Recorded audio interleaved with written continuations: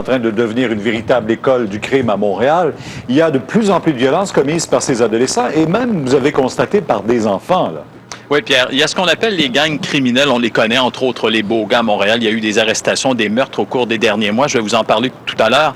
Mais également de petits gangs qui poussent comme de véritables champignons dans la région de Montréal. Et ça inquiète beaucoup les policiers. J'ai parlé des policiers, j'ai parlé des intervenants, des éducateurs de centres jeunesse qui me disaient « C'est un sujet tabou, mais pourquoi est-ce que vous en parlez pas? » Alors, on a obtenu des images exclusives. C'est un petit gang, c'est un méfait qui a été commis. Pendant ce temps-là, le trip de ces jeunes-là, c'était de se filmer. Alors, je vous présente ce que ça donne. Des membres d'un gang de rue sont réunis dans un cimetière. Surveillez bien l'adolescent qui a le chandail pâle. Il va agresser celui qui est devant lui. Il le bat parce qu'il n'aurait pas respecté les règlements du groupe. Il a le crâne fracassé et saigne abondamment. L'agresseur a été arrêté et confié à la DPJ. Un autre adolescent a déjà goûté à la même médecine.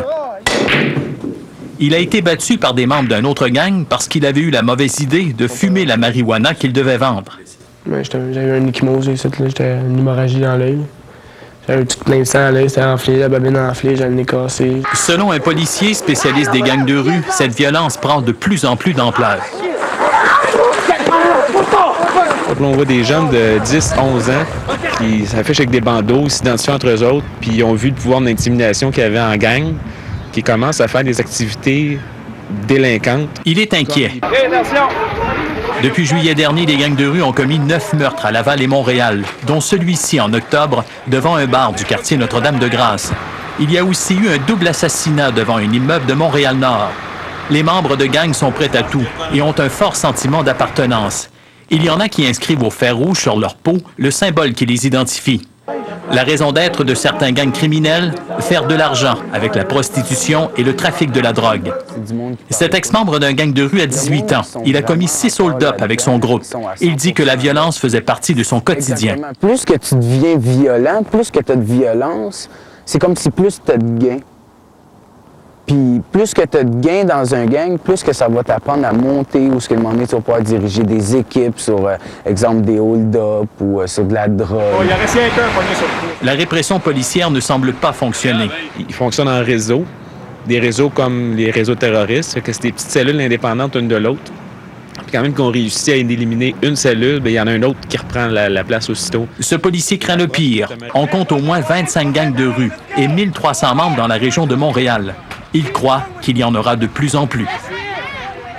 Harold, vous l'avez souligné tantôt, il y a des petits gangs de rue qui commencent avec des petits méfaits, mais il y en a d'autres qui deviennent de plus en plus dangereux. Quels sont ces groupes les plus dangereux? Oui, il y a des adolescents qui risquent d'arriver un jour à l'étape de ces gangs criminels. Alors, je vais vous les présenter selon une carte qui a été dressée par un policier. Vous avez tout d'abord les beaux gars. Ils sont bien connus. Les beaux gars sont à Montréal-Nord, à Longueuil. Ils s'étendent de plus en plus à Longueuil et même à Laval. Leur ennemi juré, c'est les Crackdown Posse. Alors, ils sont du quartier Saint-Michel à Montréal, mais on nous a dit que dernièrement, on les voit s'installer également à Drummondville et Granby pour essayer d'avoir le territoire de la drogue face aux beaux gars. Il y a également les Rough Riders qui sont dans le secteur de l'ouest de l'île de Montréal, principalement à Pierrefonds. Le Black Dragon qui est à Montréal. Et également un autre groupe à Montréal, dans quel secteur de Montréal? Black Dragon, quartier chinois, nous a-t-on dit. Oui. Maintenant, vous avez également les Teenage Latinos Criminals, principalement à Montréal aussi, mais dans le secteur de la rue Guy, selon les policiers.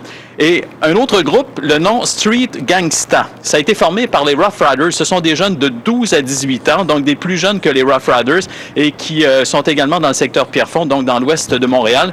Et finalement, un groupe qui aurait été fondé par les Hells Angels, des plus jeunes également, Syndicate, et qui est à Montréal également. Alors, ça fait plusieurs groupes. Je vous parlais tantôt de 25. Oui. Oui, de 25. Il y en a beaucoup plus que ça. Et je vous rappelle que la crainte des policiers, c'est qu'il y en ait toujours de plus en plus. 1300 membres déjà, ça fait beaucoup de monde, ça. On comprend qu'ils sont installés partout à Montréal et même Laval et Rive-Sud et vous avez dit dans bien d'autres villes aussi. Oui. Merci, Harold. Bonsoir, Pierre. Au revoir.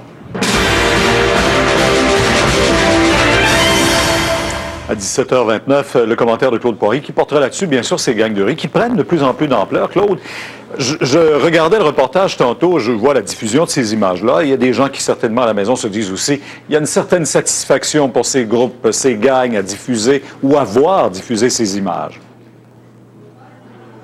Claude, je pense qu'on a un petit problème de son encore ce soir. Alors, on tente de régler ça, mon vieux, et on revient à vous dans quelques instants. Je pense que On peut aller à Jean-François Lebrun? Jean-François Guérin? Oui. Jean-François est là. Jean-François, on parlait tantôt, bien sûr, de ce qui se passait du côté de Kanesatake. C'est un territoire mohawk là-bas. Il y a de plus en plus de difficultés, on sait, à imposer le choix d'un nouveau chef de police. Il y en a un qui doit entrer en vie